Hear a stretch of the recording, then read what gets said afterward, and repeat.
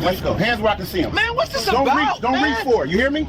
Just back up. Hey! Got him. What? Move! God! Hey, what are you doing? He can't walk. Back up, man. Back up. My shoulder, I Give me can't. that wrist. Stop Got it. resisting. He's bleeding. Got A 52-year-old black man sitting in a wheelchair outside a VA clinic, waiting for medical transport, completely unaware that the next 45 minutes would leave him with broken ribs and destroy his faith in the system he swore to defend.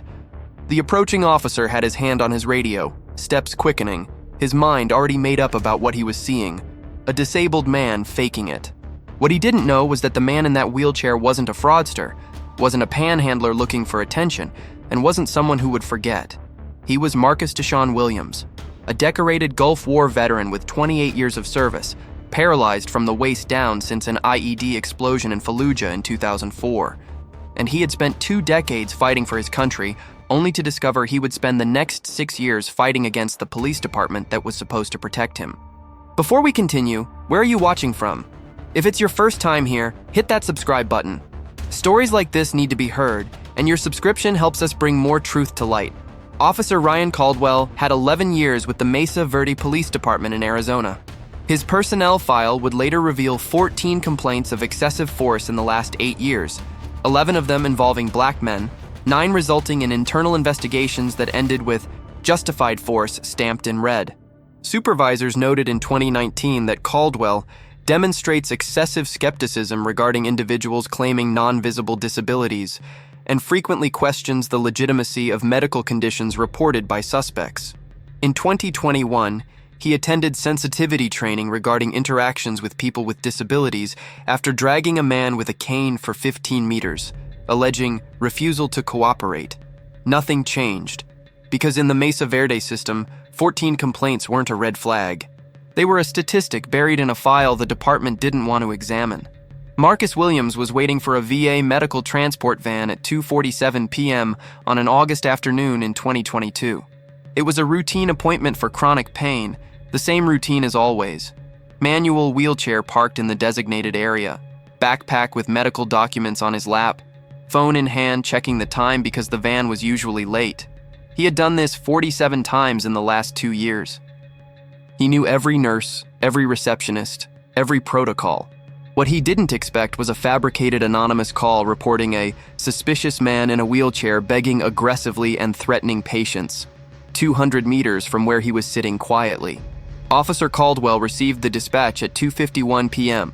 Subject black male in wheelchair aggressive behavior VA entrance. Body cam activated automatically when the cruiser parked at 2:54 p.m. The audio captures Caldwell muttering to his partner, Officer Dennis Holt. Bet it's the usual one, faking he can't walk when he sees police. He hadn't even seen Marcus yet. Judgment already formed before getting out of the car, recorded in a crystal clear timestamp, evidence that would destroy the department's entire defense. Marcus saw the cruiser approach and thought nothing of it. Police frequented the VA all the time. Medical calls, veterans in crisis, routine. He continued looking at his phone when Caldwell stopped directly in front of him, his shadow blocking the sun. You, in the chair. How many times do I have to move you out of here? His voice was harsh, accusatory, as if Marcus were a habitual criminal. Marcus looked up, confused. Excuse me, officer? I'm waiting for medical transport. I have an appointment. Caldwell crossed his arms. I have a call that you are asking for money and intimidating people. Get up from there. Silence. The body cam records Marcus's expression shifting from confusion to disbelief. Officer, I am a paraplegic. I can't stand up. I have an appointment inside. I can show documents. He reached for his backpack. Caldwell stepped forward, hand on his holster. Hands where I can see them. Now! Marcus froze, hands raised. Officer, I was just going to get my VA ID. I'm a veteran. I've been paralyzed since 2004. Caldwell laughed, the sound captured perfectly on audio. Sure you are. Everyone here is a paralyzed veteran when they see the police. How do you react when an authority figure accuses you of faking the trauma that defines your entire life? Officer Holt appears in the body cam frame, positioned to the side. Marcus tries again. My name is Marcus Williams, Gulf War veteran. I have a Purple Heart. I can prove everything if you let me get my wallet. Caldwell. You are going to get out of that chair now, or I will remove you. Marcus, voice firm but controlled. Officer, I physically cannot. I am a complete T10 paraplegic. You need to verify with administration. They know me here. Caldwell crouched down, his face inches from Marcus. I don't need to verify anything. I've seen this act before. I'm going to count to 3. Caldwell didn't count to 3. Body cam timestamp 2:57:18 p.m. shows him grabbing Marcus's left arm, Holt grabbing the right, and both pulling the paralyzed veteran out of the wheelchair with enough force to tip the chair sideways. Marcus screamed as his body, functionless below the waist, was yanked out with no muscle control to break the fall, 82 kilograms of dead weight hitting the concrete right shoulder first. The sound of the impact is audible on the body cam audio, a crisp snap that forensics would later identify as 3 ribs fracturing simultaneously. "He's resisting!" Caldwell yelled at the camera while Marcus lay on the ground trying to breathe, inert legs splayed at an unnatural angle. Holt knelt on his back, knee between the shoulder blades, 95 kilograms of pressure on a man who already couldn't move. Marcus gasped. "Can't breathe. My ribs. Please." Caldwell. "Stop acting. Lift those legs if you're so paralyzed." Body cam shows Caldwell kicking Marcus's left leg 3 times. The leg didn't react, didn't move, had no reflex because the nerves had been dead for 18 years. VA nurse Patricia Dominguez ran out of the entrance screaming, "Stop! He is a patient. He is really paralyzed." Caldwell didn't even look. "Ma'am, back away or you will be arrested for obstruction." Patricia. "I am his nurse. Marcus Williams, Gulf War veteran, T-10 paraplegic. He has an appointment right now." Caldwell finally paused, irritation on his face. "Then why didn't he show ID when I asked?" Marcus, face against the concrete, voice broken. "I tried. You didn't let me. It's in my wallet. Back pocket." Holt found the wallet, pulled out the VA ID. Photo of Marcus, full name, large red stamp, service-connected disabled veteran. Below, Purple Heart recipient, 100% disability rating, paraplegia combat related. Body cam captures Holt showing it to Caldwell, expression changing. Caldwell took the wallet, looked at it, and put it in his own pocket. He didn't apologize. He didn't remove Holt's knee from Marcus's back. He didn't call an ambulance. What he said, recorded crystal clear at 2:59:43 p.m. Well, he was still refusing lawful orders. Patricia demanded an ambulance. Caldwell refused. He's going to detention, he can see a doctor there. Marcus was handcuffed with hands behind his back, 3 broken ribs scraping his lung every time he breathed, and dragged by his arms to the cruiser because he refuses to walk. The body cam shows a trail of blood on the concrete from a laceration on his shoulder. It shows Marcus begging, "I need my chair. I can't sit without support." Caldwell should have thought of that before faking a disability. They threw his body into the back seat like a sack of trash, without a seatbelt, without accommodation, violating federal ADA protocols the department swore to follow. In the Mesa Verde holding cell, Marcus was left on the concrete floor for 4 hours and 22 minutes. Security camera footage from the jail, later obtained via FOIA, shows him unable to sit up, lying on his side, clearly in agony. He asked for water 11 times. He asked for a doctor 8 times. He said he was bleeding 6 times. No response. Detention officer Jeremy Walsh noted in the log, "Detainee exaggerating symptoms, pretending inability to move. Monitoring continues." At 7:31 p.m., Marcus's brother, James Williams, appeared at the station demanding information. He received the response, "Your brother was arrested for disorderly conduct and resisting. You can see a lawyer tomorrow." Constitutional attorney Alicia Tran received a call from James at 8:15 p.m. At 41, with 16 years of practice in civil rights, she had sued Mesa Verde 3 times before for police brutality, winning twice. She knew the pattern when she heard it. She arrived at the station at 9:02 p.m., demanding access to her client under the 6th Amendment. She was refused until 10:47 p.m. when they finally allowed 15 minutes. She found Marcus on the cell floor, trembling, lips pale, breathing shallow. "Do they know you're paraplegic?" Marcus nodded. "I showed them everything. It didn't matter. They said I'm faking."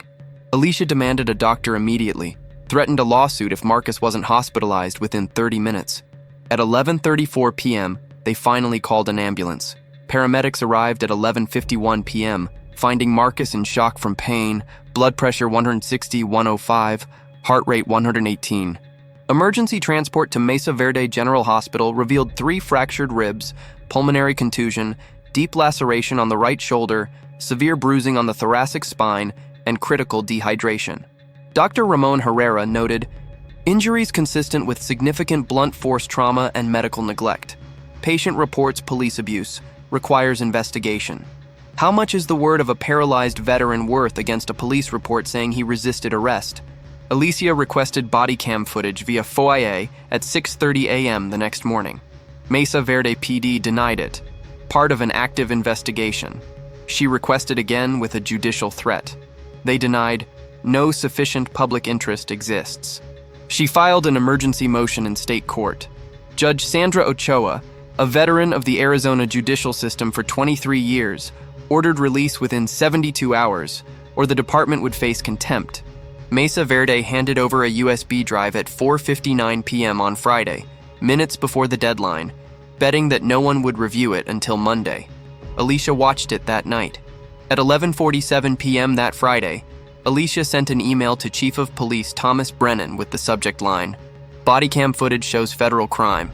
You have 48 hours to respond before I take this to the FBI and the press." She attached 8 time-stamped clips, Caldwell saying faking he can't walk before seeing Marcus, Caldwell laughing when Marcus said he was paralyzed, both officers ripping Marcus from the chair, Caldwell kicking a dead leg 3 times, Caldwell pocketing the VA ID and arresting him anyway, Marcus being dragged bleeding, 4 hours ignored in a cell, and the full timestamp showing 0 threat or resistance. Chief Brennan didn't respond in 48 hours.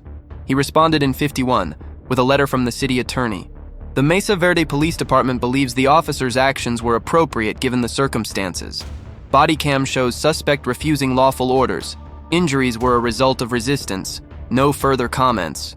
It was a declaration of war.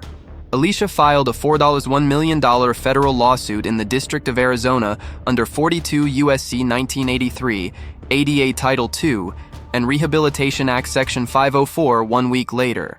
The lawsuit named Officer Ryan Caldwell, Officer Dennis Holt, Officer Jeremy Walsh, Chief Thomas Brennan, and the city of Mesa Verde. It alleged excessive use of force, failure to accommodate disability, false arrest, cruel and unusual punishment, intentional infliction of emotional distress, institutional negligence, and a pattern and practice of disability discrimination. Request: $2. $3 million compensatory damages, $1. $8 million punitive medical costs, legal fees, and injunctive relief mandating complete departmental reform. Mesa Verde tried a quiet settlement 2 weeks later. $85,000 with no admission of guilt, permanent confidentiality agreement. Marcus refused. They tried $200,000, refused. They tried $450,000 if he signed an NDA and withdrew the complaint to the FBI.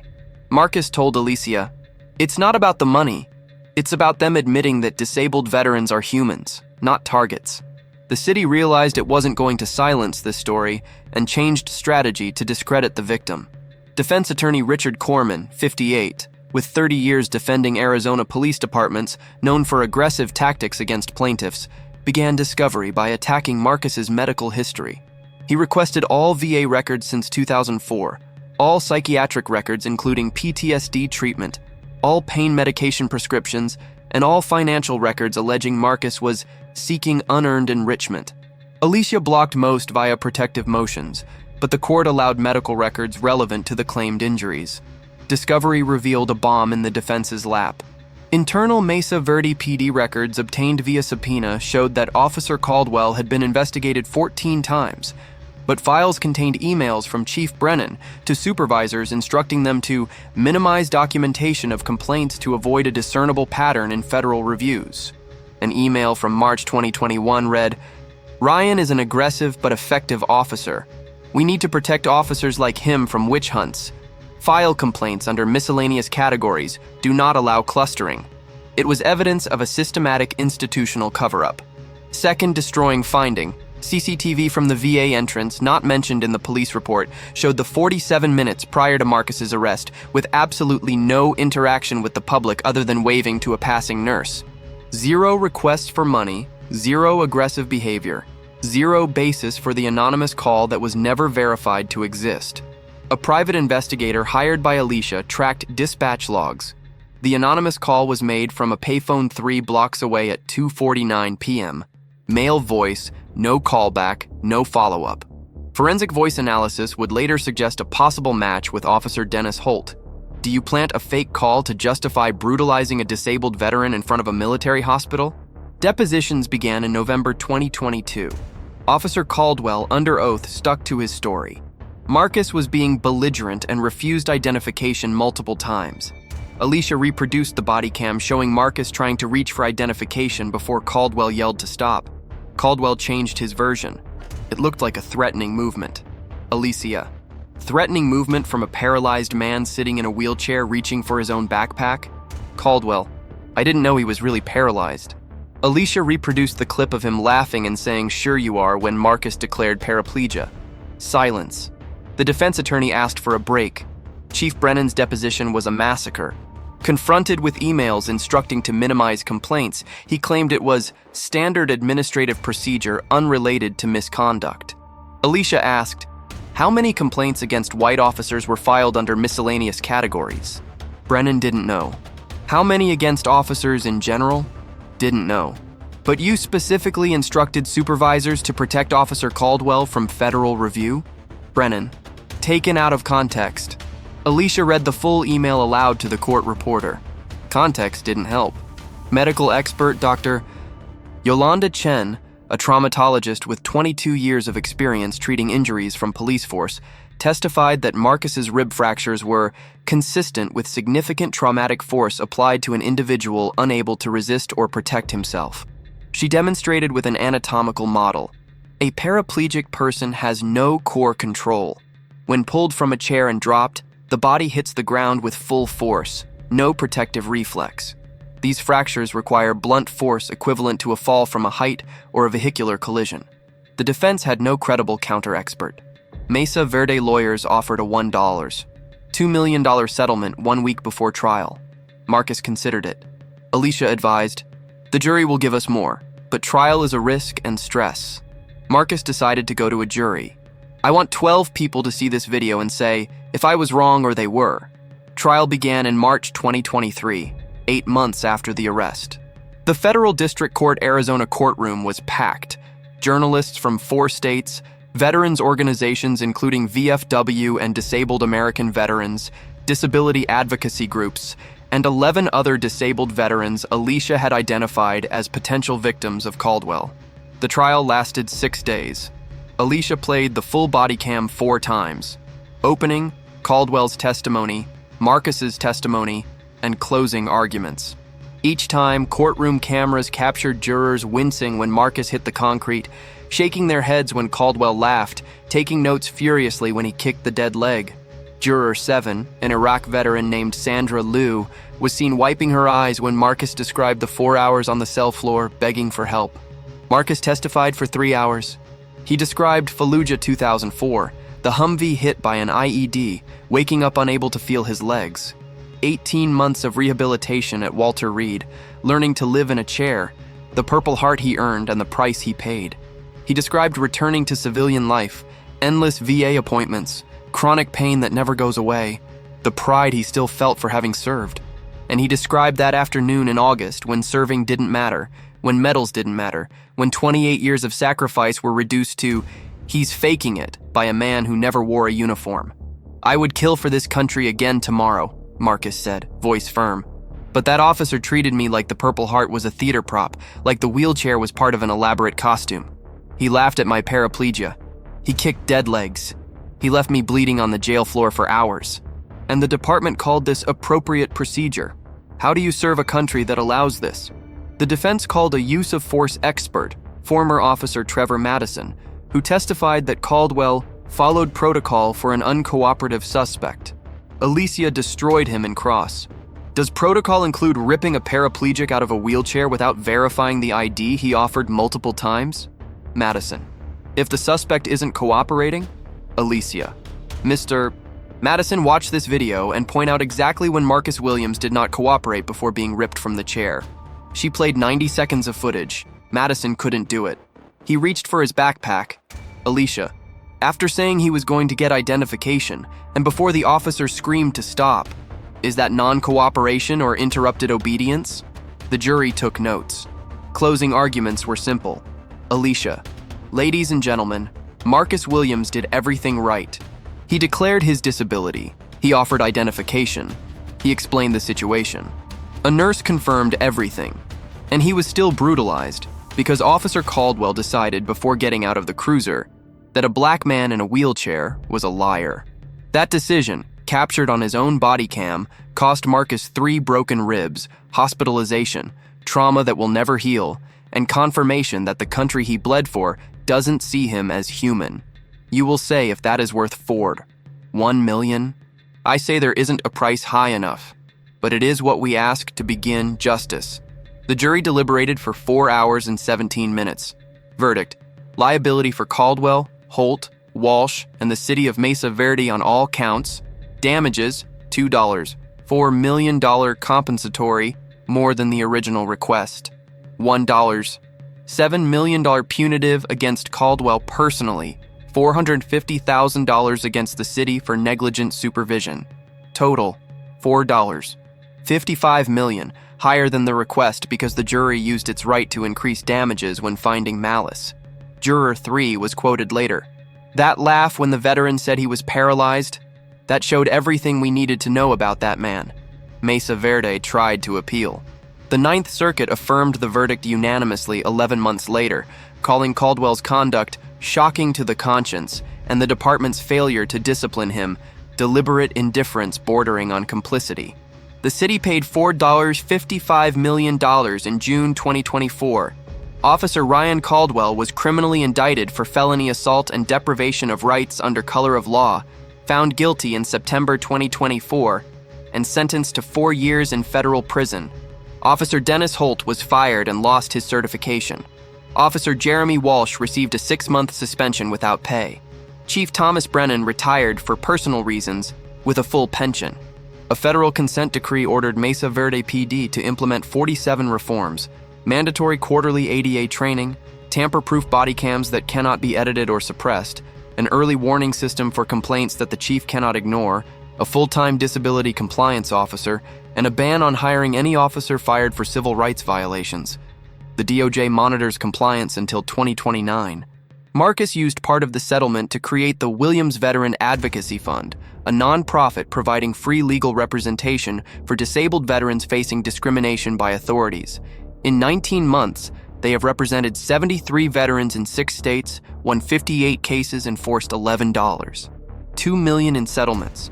Marcus appeared on 60 Minutes in November 2024 discussing the case. The body cam footage seen by 14 million Americans, generating 2,300 similar reports from disabled veterans brutalized by police who didn't believe them. He never returned to that VA entrance. The PTSD from the incident added to the combat trauma he already carried. But now he trains police departments in 12 states regarding interactions with people with disabilities, showing that body cam as an example of everything not to do. This camera saved me, he says. Without it, I would be a paralyzed veteran with my word against 2 cops. Who would believe me? But technology doesn't lie. And the jury saw the truth. His Purple Heart sits on the wall next to a framed article of the verdict. Not because the verdict erases what happened, but because it proves that even when the system fails, sometimes it can be forced to answer. $4. $55 million doesn't bring back ribs or dignity, or 4 hours on the cell floor. But it says that Marcus's life matters, that his disability is real, that his service was betrayed, and that brutality has a price that cities eventually pay. Even after a verdict like that, the lingering question is simple. What would you do if this happened to someone in your family? If you made it this far, leave a like and share this story with at least one person. That is how cases they try to bury gain light. And now I want to hear from you. Was the conduct of these officers the result of 2 bad apples, or an entire system that permits this type of abuse? Do you think $4 $1 million really changes anything, or is it just another line item in the city's budget? Comment down below because this debate cannot die when the hearing ends.